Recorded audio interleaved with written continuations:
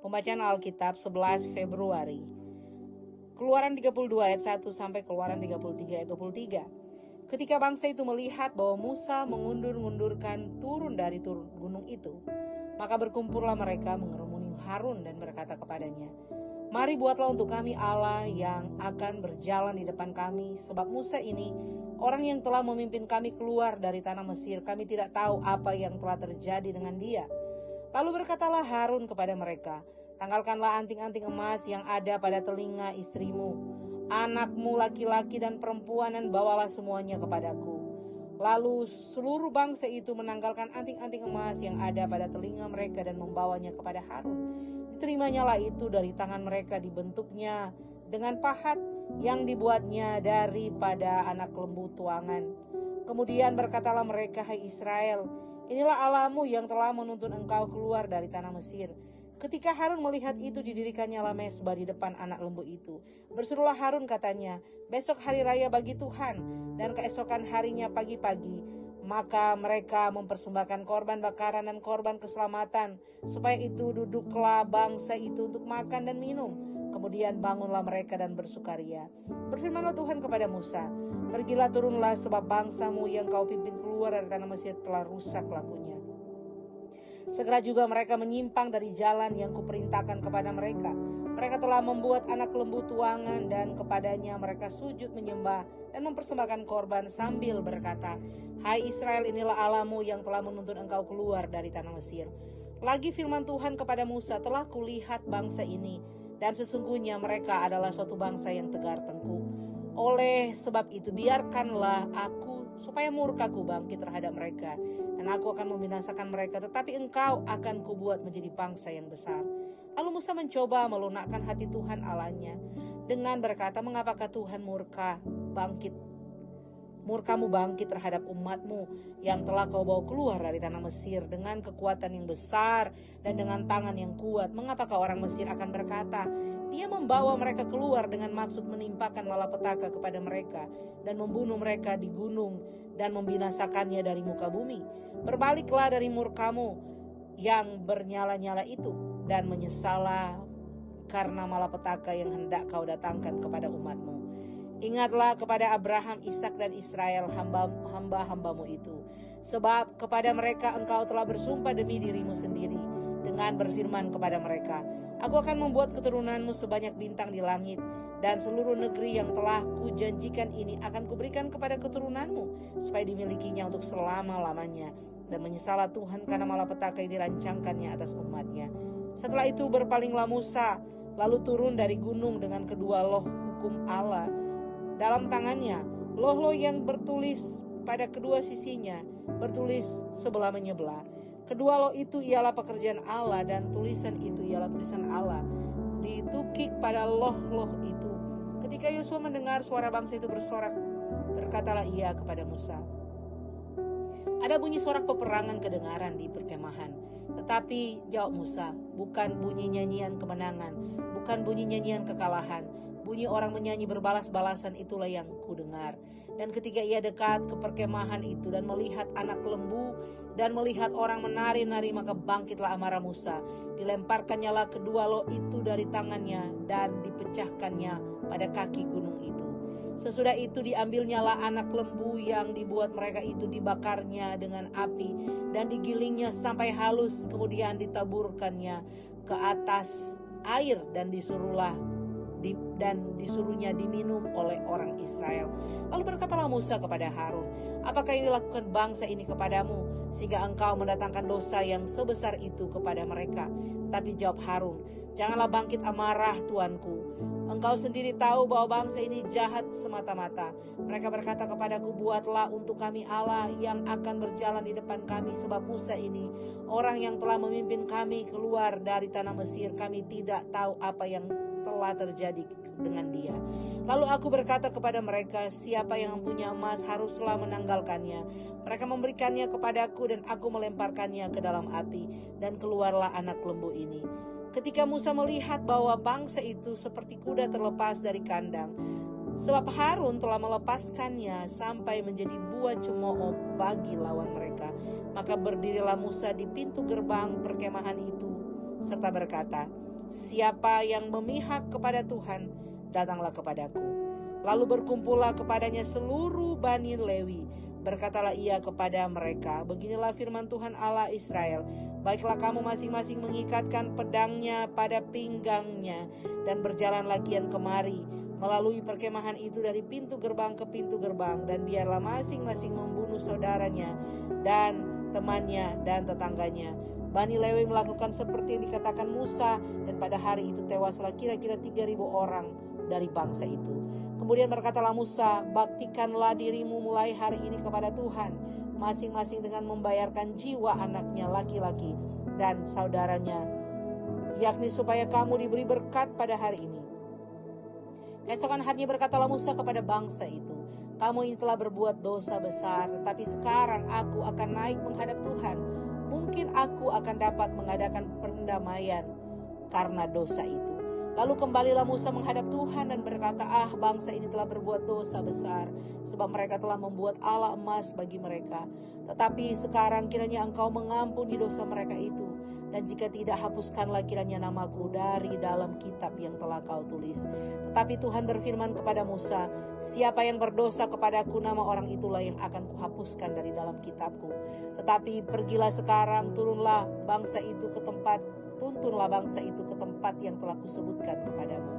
Akan berjalan malaikatku di depanmu, tetapi pada hari pembalasanku itu, aku akan membalaskan dosa mereka kepada mereka." Demikianlah Tuhan menulahi bangsa itu, karena mereka telah menyuruh membuat anak lembu buatan Harun itu. Berfirmanlah Tuhan kepada Musa, "Pergilah, berjalanlah dari sini engkau dan bangsa itu, dan yang telah kau pimpin keluar dari tanah Mesir ke negeri yang telah kujanjikan dengan sumpah kepada Abraham, Ishak dan Yakub. Demikian kepada keturunanmu lah akan kuberikan negeri ini. Negeri itu aku akan mengutus seorang malaikat berjalan di depanmu dan akan menghalau orang Kanaan, orang Amori, orang Het, orang Feris, orang Hewi dan orang Yebus, yakni ke suatu negeri yang berlimpah-limpah susu dan madu. Sebab aku tidak akan berjalan di tengah-tengahmu karena engkau ini bangsa yang tegar tengkuk, supaya aku jangan membinasakan engkau di jalan." Ketika bangsa itu mendengar ancaman yang mengerikan ini, berkabunglah mereka, dan seorang pun tidak ada yang memakai perhiasannya. Berfirmanlah Tuhan kepada Musa, "Katakanlah kepada orang Israel, kamu ini bangsa yang tegar tengkuk. Jika aku berjalan di tengah-tengahmu, sesaat pun tentulah aku akan membinasakan kamu. Oleh sebab itu tanggalkanlah perhiasanmu, maka aku akan melihat apa yang akan kulakukan kepadamu." Demikianlah orang Israel tidak memakai perhiasan-perhiasan lagi sejak dari Gunung Horeb. Sesudah itu Musa mengambil kemah dan membentangkannya di luar perkemahan, jauh dari perkemahan, dan menamainya kemah pertemuan. Sebab orang yang mencari Tuhan, keluarlah ia pergi ke kemah pertemuan yang di luar perkemahan. Apabila Musa keluar pergi ke kemah itu, bangunlah seluruh bangsa itu dan berdirilah mereka masing-masing di pintu kemahnya. Dan mereka mengikuti Musa dengan matanya sampai ia masuk ke dalam kemah. Apabila Musa masuk ke dalam kemah itu, turunlah tiang awan dan berhenti di pintu kemah. Dan berbicaralah Tuhan dengan Musa di sana. Setelah seluruh bangsa itu melihat bahwa tiang awan berhenti di pintu kemah, maka mereka bangun dan sujud menyembah, masing-masing di pintu kemahnya. Dan Tuhan berbicara kepada Musa dengan berhadapan muka seperti seorang berbicara kepada temannya. Kemudian kembalilah ia ke perkemahan. Tetapi abdinya Yosua bin Nun, seorang yang masih muda, tidaklah meninggalkan kemah itu. Lalu berkatalah Musa kepada Tuhan, "Memang engkau berfirman kepadaku, suruhlah bangsa ini berangkat, tetapi engkau tidak memberitahukan kepadaku siapa yang akan kau utus bersama-sama dengan aku. Namun demikian engkau berfirman, aku mengenal namamu dan juga engkau mendapat kasih karunia di hadapanku. Maka sekarang jika aku kiranya mendapat kasih karunia di hadapanmu, beritahukanlah kiranya jalanmu kepadaku sehingga aku mengenal engkau, supaya aku tetap mendapat kasih karunia di hadapanmu. Ingatlah bahwa bangsa ini umatmu." Lalu ia berfirman, "Aku sendiri hendak membimbing engkau dan memberikan ketentraman kepadamu." Berkatalah Musa kepadanya, "Jika engkau sendiri tidak membimbing kami, janganlah suruh kami berangkat dari sini.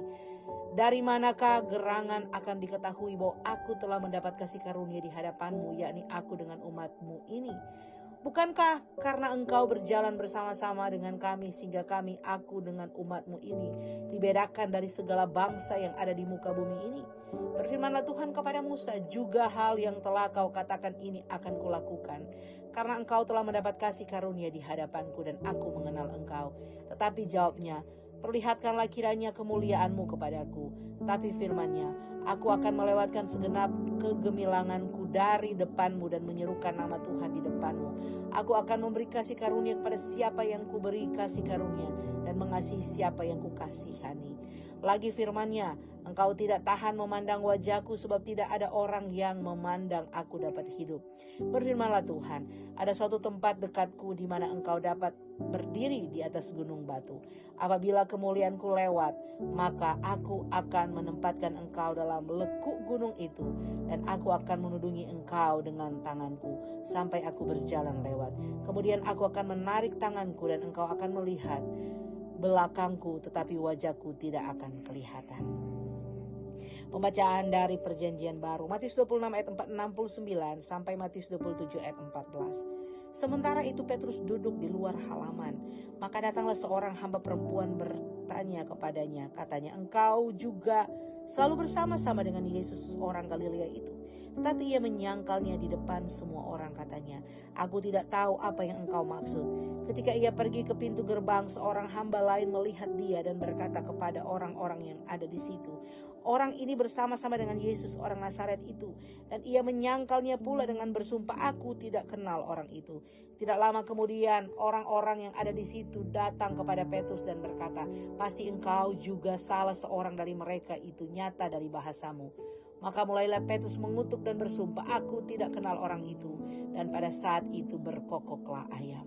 Maka teringatlah Petrus akan apa yang dikatakan Yesus kepadanya. Sebelum ayam berkokok engkau telah menyangkal aku 3 kali. Lalu ia pergi keluar dan menangis dengan sedihnya. Ketika hari mulai siang, semua imam kepala dan tua-tua bangsa Yahudi berkumpul dan mengambil keputusan untuk membunuh Yesus. Mereka membelenggu dia lalu membawanya dan menyerahkannya kepada Pilatus, wali negeri itu. Pada waktu Yudas yang menyerahkan dia melihat bahwa Yesus telah dijatuhi hukuman mati, menyesallah ia. Lalu ia mengembalikan uang yang 30 perak itu kepada imam-imam kepala dan tua-tua dan berkata, aku telah berdosa karena menyerahkan darah orang yang tak bersalah. Tetapi jawab mereka, apa urusan kami dengan itu? Itu urusanmu sendiri. Maka ia pun melemparkan uang perak itu ke dalam bait suci, lalu pergi dari situ dan menggantung diri. Imam-imam kepala mengambil uang perak itu dan berkata, tidak diperbolehkan memasukkan uang ini ke dalam peti persembahan, sebab ini uang darah. Sesudah berunding, mereka membeli dengan uang itu tanah yang disebut tanah tukang periuk untuk dijadikan tempat pekuburan orang asing. Itulah sebabnya tanah itu sampai pada hari disebut tanah darah. Dengan demikian genaplah firman yang disampaikan oleh Nabi Yeremia.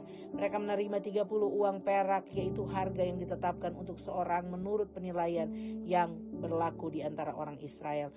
Dan dengan mereka memberikan uang itu untuk tanah tukang periuk, seperti yang dipesankan Tuhan kepadaku. Lalu Yesus diperhadapkan kepada wali negeri, dan wali negeri bertanya kepadanya, engkaukah raja orang Yahudi? Jawab Yesus, engkau sendiri mengatakannya.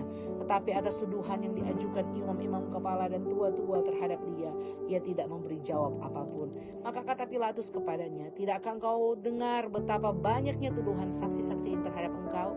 Tetapi ia tidak menjawab suatu kata pun, sehingga wali negeri itu sangat heran. Pembacaan dari Mazmur 33 ayat 1 sampai 11. Bersorak-soraklah hai orang-orang benar dalam Tuhan, sebab memuji-muji itu layak bagi orang-orang jujur. Bersyukurlah kepada Tuhan dengan kecapi, bermazmurlah baginya dengan gambus 10 tali, nyanyikanlah baginya nyanyian baru, petiklah kecapi baik-baik dengan sorak-sorai, sebab firman Tuhan itu benar, segala sesuatu dikerjakannya dengan kesetiaan. Ia senang kepada keadilan dan hukum, bumi penuh dengan kasih setia Tuhan. Oleh firman Tuhan langit telah dijadikan, oleh nafas dari mulutnya segala tentaranya. Ia mengumpulkan air laut seperti dalam bendungan. Ia menaruh samudra raya ke dalam wadah. Biarlah segenap bumi takut kepada Tuhan. Biarlah semua penduduk dunia gentar terhadap dia. Sebab dia berfirman, maka semuanya jadi. Dia memberi perintah, maka semuanya ada. Tuhan menggagalkan rencana bangsa-bangsa. Ia meniadakan rancangan suku-suku bangsa, tetapi rencana Tuhan tetap selama-lamanya.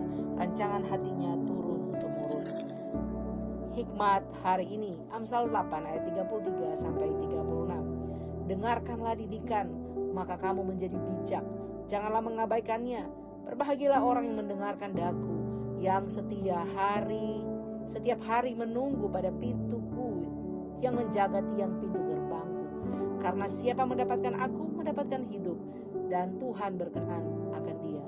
Tetapi siapa tidak mendapatkan aku, merugikan dirinya. Semua orang yang membenci aku mencintai maut. Demikian pembacaan Alkitab hari ini.